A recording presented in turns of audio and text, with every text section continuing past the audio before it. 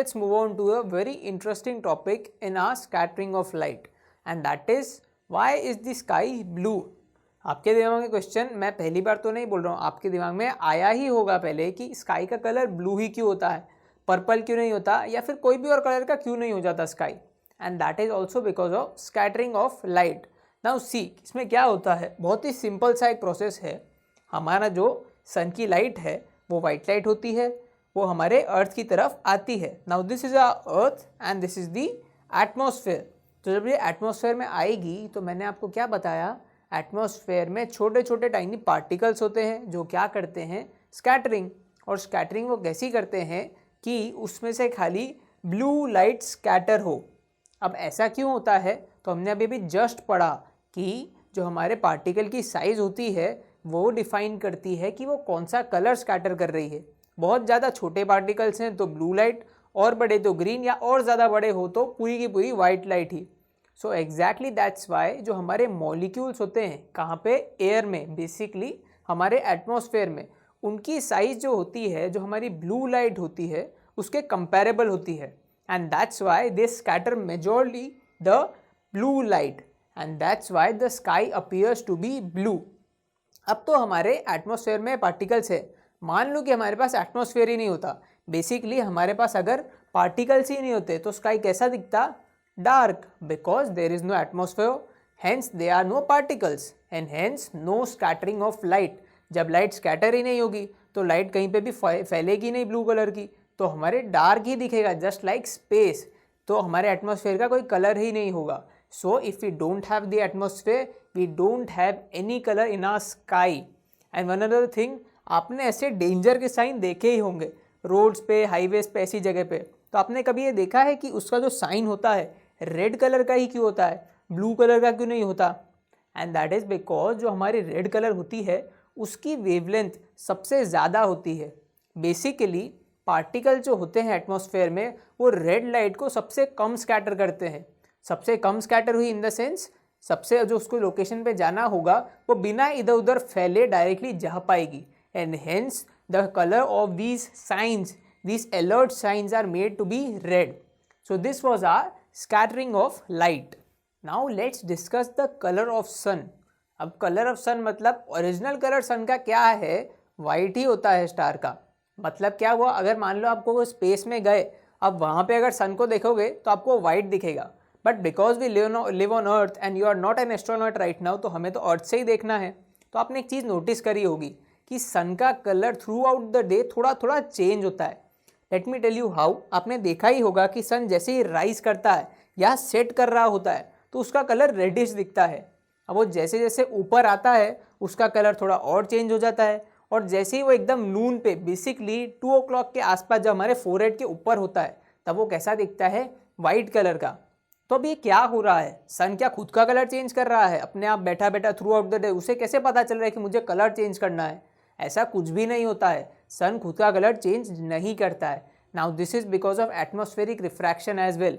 अब एग्जैक्टली क्या होता है, see we have the earth over है, यहाँ पे हमारा एक एटमॉस्फेयर है जो आपको मैंने पहले ही बता दिया है, and we have a man standing over है. अब क्या होगा, ये होराइजन है, तो जैसे ही सनराइज होगा, सनराइज होते ही सन थोड़ा सा ऊपर आएगा तो उसमें से रेज निकलेगी. अब क्या होगा, वो रेस को यहाँ पे पास होगी और हमें आएगी, हमारी तरफ आएगी. बेसिकली हमें सन तभी दिखता है. सी, अब ये वाला और ये वाला हम सिनेरियो कंपेयर करते हैं, तो ये वाले आप लाइन को ठीक से देखो. हमारा जो सन है उसको एटमॉस्फेयर में थोड़ी ज़्यादा लाइट रेस को कवर करना पड़ेगा, उसका डिस्टेंस, और नून के टाइम पे बहुत कम कवर करना पड़ेगा. तो बेसिकली सनराइज के टाइम पे जो हमारी रेज होती है एटमॉस्फेयर के थ्रू जो डिस्टेंस कवर करती है, और उस डिस्टेंस को हम नून के टाइम पे कंपेयर करें तो डिस्टेंस बहुत ज़्यादा बड़ी होती है.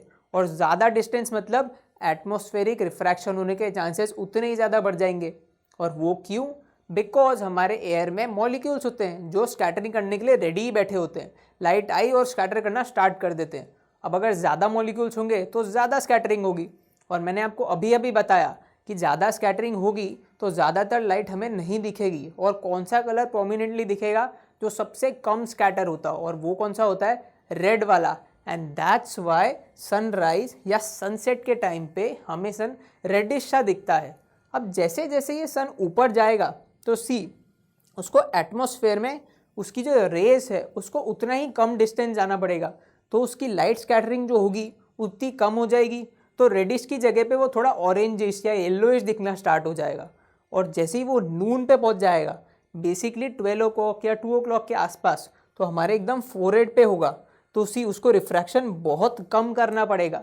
तो ऑलमोस्ट कोई भी लाइट इस टाइम पे स्कैटर होती ही नहीं है। और लाइट स्कैटर नहीं हुई मतलब कोई भी लाइट हमारी बटेगी नहीं, तो हमें as it is white light का पूरा स्पेक्ट्रम दिखेगा, and that is the white light itself. तो इस केस में क्या होगा, जो हमारी सन की एक्चुअल वाइट लाइट है हमें वो उसी फॉर्म में दिखेगी। And that's Y at noon कभी आप अगर आप ठीक से देख पाओगे ऊपर, तो आपको जो सन है वो ऑलमोस्ट वाइट दिखेगा। And this was the colour of sun at different times throughout the day. Now we have a very interesting experiment to see this. अब ये स्टार्टिंग में साइंटिस्ट ने देखा था कैसे कलर चेंज हो रहा है, तो उसको समझने के लिए उन्होंने एक बहुत ही अच्छा एक्सपेरिमेंट किया। उसमें क्या था, बहुत ही सिंपल है। We had a source of light, light का कोई भी सोर्स लिया जिसमें से वाइट लाइट आ रही है, लाइक आर टॉर्च। सोर्स लिया, उसके आगे हमने एक कॉन्वेक्स लेंस रख दिया। कॉन्वेक्स लेंस क्यों रखा, ताकि जब ये लाइट इस पे से फॉल करे तो पैरेलल जाए। Now if you remember the last chapter we had in light, I taught you that ऐसे केस में लाइट पैरेलल क्यों जाती है।